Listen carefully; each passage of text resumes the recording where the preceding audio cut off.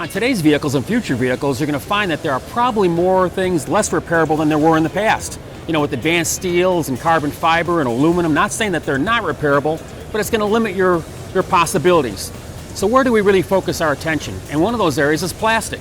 With us today, we have Kurt Lamon from Polyvance. Kurt, welcome to the show. Hi, Roger. Thanks. Hey, Kurt, you know, one of the things that we have out there is fixing bumper covers. And, you know, they're getting thinner, they're getting more thinner flanges. Yes. How do we handle that stuff? Well, you know, they're making them thinner and lighter to achieve the CAFE objectives for the fuel economy, of course, and to reduce the cost. So it presents a challenge for the repairer for sure. With the nitrogen plastic welding system that we have, we're able to do those tiny tabs and detail areas that you really can't repair with any other method.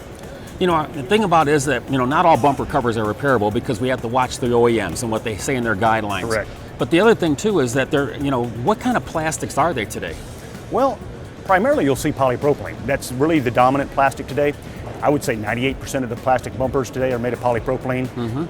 All of the underbody covers, the inner fender liners, a lot of the underhood plastics, fan shrouds and so forth will be made of polypropylene. So if you can repair polypropylene, you can repair, I would say, 90% of the plastics on the vehicle. Well, walk me through some of the steps here because, you know, most collisions involve bumper cover, front or rear, actually around 90%. Yes. So there's a lot of opportunity out there for me to look at the repair of these items. You bet. Well, the steps to repair, obviously, you need to clean the plastic first. You have road grime and dirt. You need to remove that first. You need to do the prep work, so sanding and grinding to prepare for the welding process or a two-part adhesive repair. And then you do the weld and do the finish work. Now, the welding process is quite quick, but you have to do the refinishing process, filling, priming, and sanding and so forth to restore the original appearance. Excellent, Kurt. Now, one of the questions I get is that when we fix these small mounting tabs, you know, how durable is the repair? What can we do to show our audience that? Oh yeah, well, you know, one of the most common features on the bumpers nowadays are the rectangular slot tabs at the flanges where they pop into the brackets on the quarter panel. Well, we can do these kind of repairs, and this is one we did earlier. If you'll just grab that, Roger, I'll show you the strength of this. Okay, go for it. You can confidently do a test fit on a car to make sure it fits. You got good strength that you can trust. You know, as I check that out right there, what I notice is that it's actually stronger than the original. So if the original was good enough, why can't that? Yes. So now we can fix tears in the bumper cover. Yep. You know, one of the things that when they run into parking stops, they sometimes rip the bottom tabs off. Right. And so what solutions do you have Oh, for sure. that? Well, the flexible tabs, I think you're talking about the flexible hinge tabs. I am. We have, if they tear at the hinge, obviously you can't weld the hinge line. It won't be flexible anymore.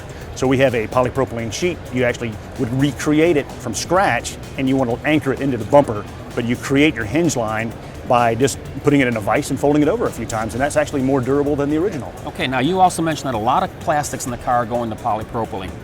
You know, an airbox, is that polypropylene? Oh yes, most likely, yeah, polypropylene for the air boxes, and this is something where we can actually repair the mounting flanges or the tabs that break off.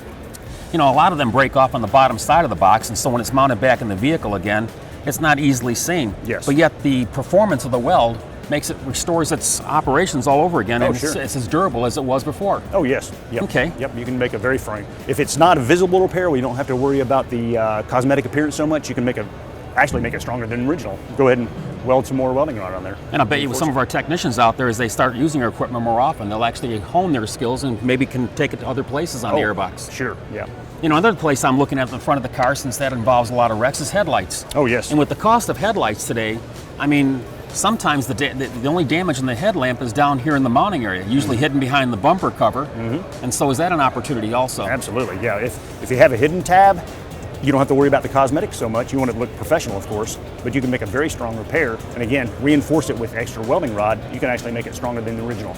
So I can take a headlamp that's very, very expensive and reduce the outcome by just fixing some of the mounting tabs, starting maybe in the lower parts of the headlight first, and then as my skills improve, move to the top part of the vehicle. Yeah, when you go to have a visible tab, when you open the hood, you'll need to do the structural repair with the welding rod, but you'll have to do some minor body work, of course, with typical priming and filling process. Now, another area in the front of the car is washer bottles, fluid bottles, overflow bottles. Oh yeah. You know, when you take a look at these, a lot of them are just showing the cap when you pop the hood open, but yet a lot of the body of this unit is hidden behind the fender and the apron. And also it breaks and gets punctures in it and gets torn tabs. Are these repairable too? You bet. And most of these are polyethylene. You do see polypropylene, but really the only way to repair it would be with a plastic welder. But you can repair punctures, tears, or broken tabs, like you say. And again, if it's not visible when you open the hood, you can create a really good outcome by doing the repair this way. So moving from the front of the car back deeper into the vehicle, one of the things is fender liners. Yes. You know, and some of them are quite expensive. And so they just tear the end of the tab out. How can I take care of that? Do I go through the same process like the bumper cover? Sure, yeah, you want to clean it, of course. You want to do a little beveling on it, but those are so thin, usually you don't need to bevel it, and the cosmetics aren't very important. I would just weld it with our polyethylene or polypropylene welding rod, whichever matches. A couple of passes of that, and you got a great outcome. You know, one of the things that we always hear all the time is that, you know, plastics, you know, the outcome may not look perfect. That may be true, but think about this. If you take the back taillights out of any car and take a look at the seam sealer used in the rear body panel to the quarter panel and take a look at how that was applied, the cosmetics don't look very good there either. And so even the OEMs take to their advantage that certain things will be hid, and that makes that repair still acceptable. Sure. Seam sealer work back there in the quarter panels. We can do that same thing in other parts of the vehicle. As long as we don't jeopardize the quality and the safety and if the function is still working, these are possible opportunities, right? You bet. That's fantastic. Yeah, exactly. Okay. I think there's a lot of opportunity under the hood. Non-structural plastics, like you said before, Roger. You're not going to be able to repair those ultra-high strength seals. You're looking for every repair opportunity possible, and I think plastics are a big, big part of that. Exactly. You know, and speaking of plastics, a lot of the cars are going to ground effects. They put them on the rocker panels. And some of these vehicles, when you remove those just to get access to something, some of the tabs break. Yes. And so, you know, walk us through a process on how you'd actually fix some of those tabs. Yes, on the rocker panel moldings, you'll have a lot of times the little things that pop off the back there that you put the pins into. They're very thin along the edge and they tear sometimes when you're removing the panel. Yep. Well, these are easily repairable. You would just tack them back in position with airless welder. You would do a weld with the polypropylene welding rod, most likely, along the edges, and you do a one-sided repair. It's not a cosmetic repair. Very nice outcome. And even though you say it's not cosmetic, the one thing we always want to do with any plastic repair is make sure we clean before we start any process. Yes. And then once it's cleaned, you never come back and touch it with a cleaner again, right up to paint. Right. Never a cleaner again, because it'll wick back into the plastic and it'll cause the plastic to swell, especially if it's cosmetic, and then you have ghosting that comes up later on. So we don't want that. We want a good quality outcome in the repair. Well, So there's a lot of opportunity here to use the plastic welder. Now you have this plastic welder that actually induces nitrogen into the repair area. yes, well, of course, the reason for that is when you weld with air, it actually burns the plastic and contaminates the weld as you're doing the weld. When you weld with a shielding gas like nitrogen, it's kind of like TIG welding for plastic. You're melting the plastic cleanly with no combustion, no contamination. It makes the strongest weld possible. Now speaking of welding, Kurt, one of the things that we hear about is, you know, is it just a black rod? Is it just one size rod? But you actually offer a variety of colors and rods, don't you? Oh, yeah. Well, we think that we have to offer a lot of different profiles depending on the geometry of the damage. So, for example, we have a rod that has got a 90-degree angle, so we can actually weld in the corners and the flanges and make a very strong repair there. Round rods, flat ribbons, wide, narrow, whatever fits the repair. That's excellent.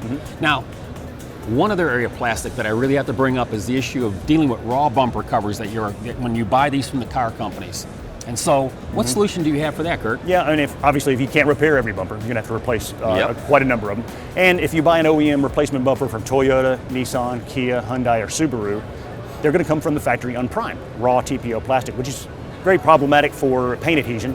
But we've got a product called Bumper and Cladding Coat Adhesion Primer, which sticks very, very well to that kind of plastic. No scuffing, no sanding required. You clean the product with our Super Prep plastic cleaner, one coat of the Bumper and Cladding Coat Adhesion Primer to hide, and then after that dries, you can spray an approved base clear system on there, and it sticks so well, you can't blast it off with a pressure washer. So think about this, even if you get a recycled bumper cover, you know, it comes in a certain primer. And the the paint companies have no problem with their products going over that for the outcome of success. And so the same thing would happen with your product as well too, correct? That's correct, yeah. Okay. Yes. Well, Kurt, you've opened up a lot of doors and a lot of avenues, and so our audience is going to go, where do I learn more about this, and how can I find out more about to perform each step of operations? Where is that going to be at? Well, the best way, polyvance.com or our 800 number, and we're available. We have a great tech support team and our YouTube channel. Great. So here's the thing that I want you to consider. Think about what you can fix today, and there's a lot of opportunity in the area of plastics, and Kurt brings the solutions. Check it out.